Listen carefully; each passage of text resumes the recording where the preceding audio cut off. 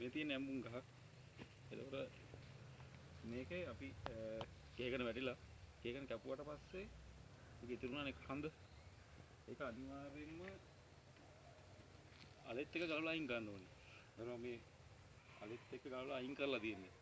ඒක වීඩියෝ කරන්න බෑ. ඒක වීඩියෝ කරොත් එහෙනම් පැයක් විතර යනවා. මේ අලේ ගලවලා අයින් කළා මේ තියෙන්නේ ගලවපු එක. පේනවනේ සයිස් එක. ඒකන කැපුවා නම් එළිම මේක මේ අලෙත් එක ගලවලා අයින් කරනෝනේ. මොකද මේ ඇම්බුම් කියලා කියන්නේ වඳ බහින රෝගේ ඉක්මනට එන ඉහළ જાතිය. කියන්නේ වඳ බහිනකට ඉක්මනටම සංවේදීනය. එතකොට මේ කේකනකුත් තියෙනවා. ගලවන්න කරන දැන් ගලවලා තියෙන්නේ. ඊට පස්සේ මේකට දැන් මේ ගලවෙච්ච පළ තියෙනවනේ. එතකොට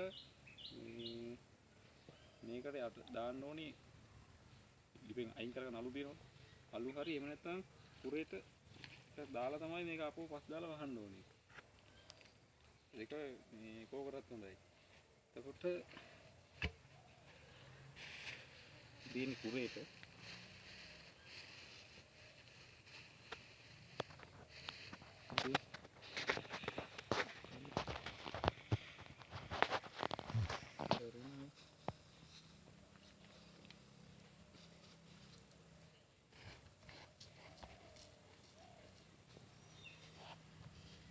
කුරේ ටිකක් දාලා පස් දාලා වහනවා. මේ කුරේට දාන්නේ පණුව වෙනවට. ඒ කියන්නේ ඔගේ හැදෙනවා. අලුත් හොඳයි. මේ කුරේට ටිකක් දැම්මා. මේ අර අලේ කැඩිච්ච තැනට තමයි ගොඩක්ම දාන්න ඕනේ. මොකද එතනින් තමයි ගොඩක් මේ ගහට රෝග මේ යන්න පුළුවන්. හඳ පණුව එන්න පුළුවන්. ඒ වගේ පණු ඉදෙනවා. නේද කුවේට ටිකක් ඉඳ දාලා ඊට පස්සේ අපෝ පස් දාලා වහන්න.